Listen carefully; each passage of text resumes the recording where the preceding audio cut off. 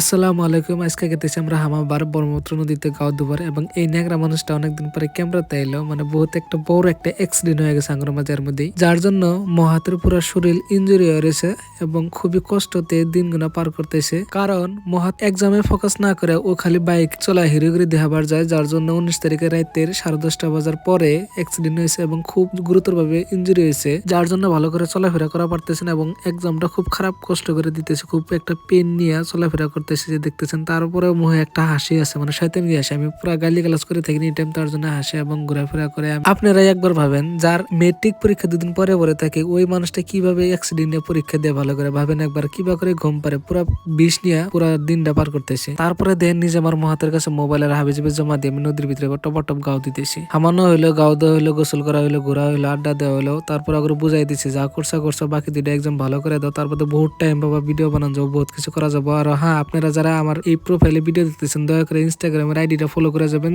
যাতে আরো বেশি বেশি করে আপনাদের কন্টেন্ট দেওয়া পরে। ভালো থাকবেন, সুস্থ থাকবেন, খুদা হাফেজ।